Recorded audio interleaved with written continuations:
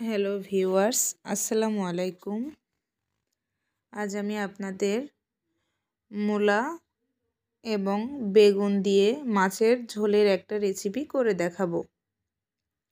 তো চলেন কথা না বাড়িয়ে রেসিপিটা দেখে আসি।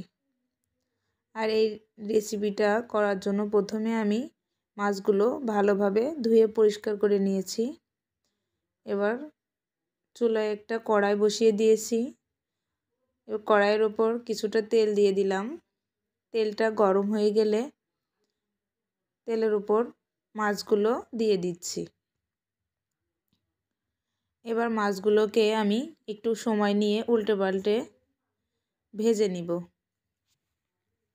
মাছগুলো একটু সময় নিয়ে ভাজতে হবে।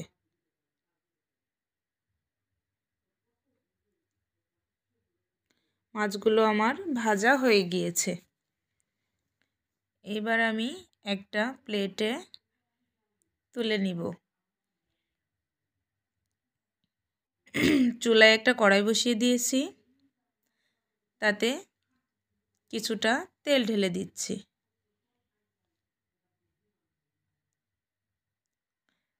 তেলটা গরম হয়ে গিয়েছে। এখন আমি কেটে রাখা সবজিগুলো দিয়ে দেব।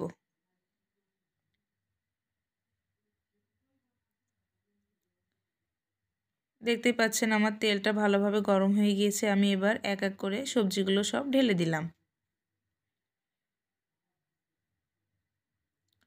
এবার এতে স্বাদমতো লবণ, সামান্য হলুদের গুঁড়া দিয়ে দিলাম। দিয়ে খুব ভালোভাবে নাড়াচাড়া করে নিচ্ছি।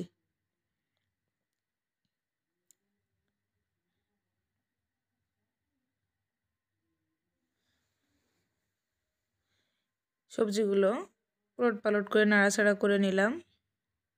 এবার এতে কিছুটা মশলা দিয়ে কষিয়ে নিব। এখানে আমি কয়েকটা কাঁচা লঙ্কা, সামান্য জিরা, সামান্য সরিষা, একটা পেঁয়াজ দিয়ে বেটে নিয়েছি, এতে দিয়ে দিলাম। দিয়ে আবারও ভালোভাবে নাড়াচাড়া করে নিচ্ছি। এবার নাড়াচাড়া করা হয়ে গেলে এতে সামান্য পানি দিয়ে দিচ্ছি। পানি দিয়ে আবারও একইভাবে নাড়াচাড়া করে দিচ্ছি।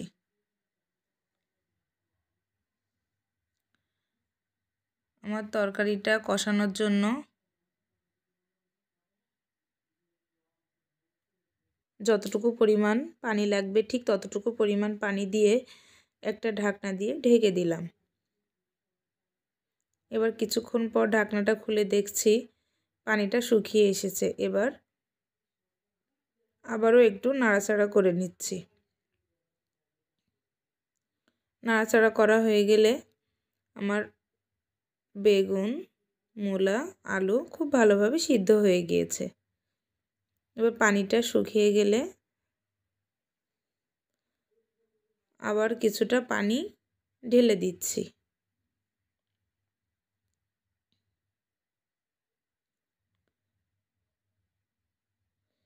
পানি দেওয়া হয়ে গেলে আবারও খুব ভালোভাবে নাড়াচাড়া করে নিলাম। এবার ভেজে রাখা মাছগুলো এক এক করে দিয়ে দিচ্ছি। একটা খুন্তি দিয়ে নাড়াচাড়া করে মাছগুলো খুব ভালোভাবে কড়াইতে সবজিগুলোর সাথে মিশিয়ে দিলাম,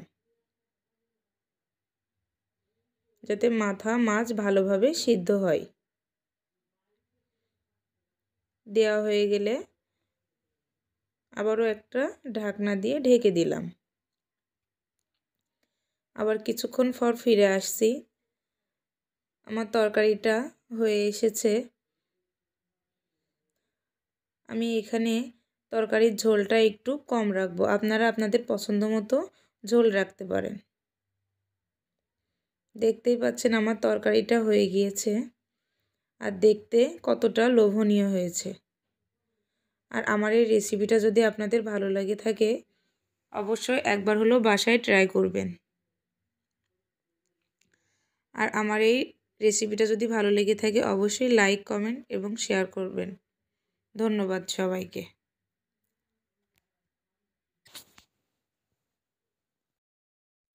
হ্যালো ভিউয়ার্স, আসসালামু আলাইকুম।